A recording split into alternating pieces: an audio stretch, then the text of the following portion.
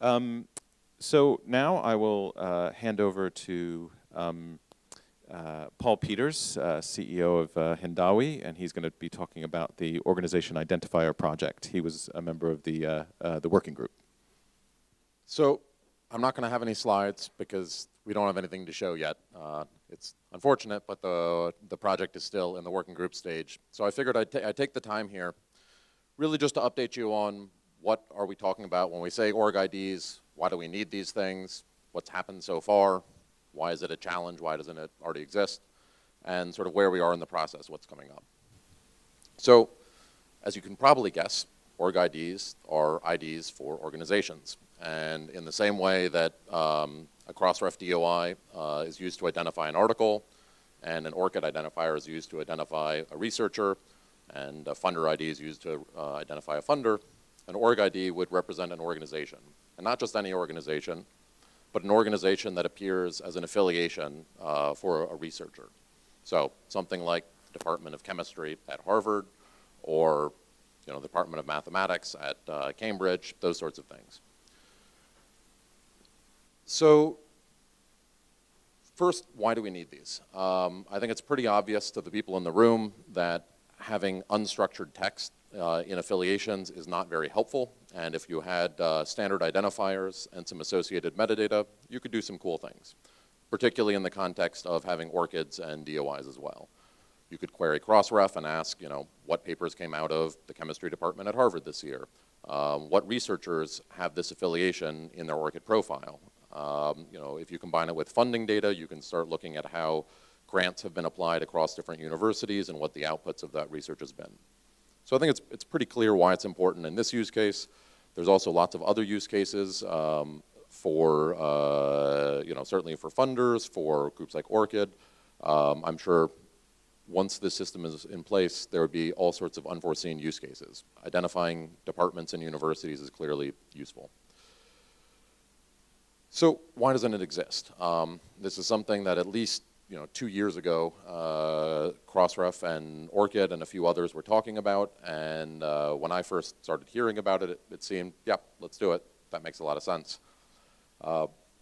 And it's taken a frustratingly long amount of time to get there, and it's certainly taught me a lot about the process of setting up these sorts of initiatives. I think the real challenge is not necessarily in creating the registry or even seeding it with data. There are existing data sets that we can use to seed it that are open or could be made open, and so I don't think that's necessarily the challenge. But ensuring the long-term viability of the registry does raise a lot of interesting questions. For example, would you want to build a system that depends on having the organizations themselves maintain and update their records? That's a possibility. That's how ORCID works. A researcher would maintain their own record and sort of add to it. The other model you can have is what's been used in the Open Funder Registry and across our funding data, where the registry has information about organizations. It updates them if requested to by the organization, but you don't require or depend on each university and department contacting you, signing up, and being involved. So, that's something that needed to be considered, and I don't think has been decided. There's also questions about business models and governance, because clearly you would want to have as open of a system as possible. You don't want to have business models that are charging either the organizations that are identified or the people using the data, and that doesn't really leave many people to charge. So that's clearly a challenge. So what's been happening over the past year, there's been a series of working groups, sort of a main working group that then created some sub-working groups to address these questions. It's mainly being led by Crossref, ORCID, and DataCite, but the working group includes sort of a wide spectrum of experts, actual researchers, people from the sort of community that would be using these, really a pretty diverse group. And so we've had regular phone calls, very regular phone calls over the past year, and while it has seemed frustratingly slow in a lot of ways, I think we have identified a lot of the key issues. And we sort of see the options that are available. Probably one of the most fundamental is, do we need a new organization to do this? Or can an existing organization like Crossref or ORCID provide this service within their existing structure? That obviously has implications on funding and business models. It's a lot easier if it's funded as part of a larger organization. It also raises questions about governance. Does this initiative need its own governance, or can it rely on the governance of one of the sort of host organizations? So at the point we stand today, I can't say that any of these questions have finally agreed answers. The working group is nearing the end of its work. Requests for information have been sent out to a number of potential host organizations. As I said, a lot of these open questions, we've identified what the main drivers are for the questions.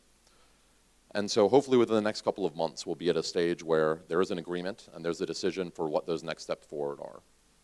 Once that happens, I'm sure you'll be hearing about it, and there'll be a lot more that you can do to give your input or get involved or use them. But at the moment, yeah, I was told to end with some sort of call to action, and I can't, because you can't do anything. Just wait. That's it.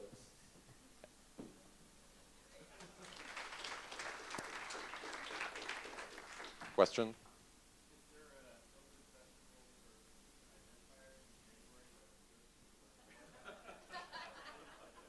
Yeah, so if you want to hang out in Spain in January and get away from the cold weather wherever you may live, there's Pitapalooza, and you should go to Pitapalooza, and I'm sure you'll hear lots more about this at Pitapalooza.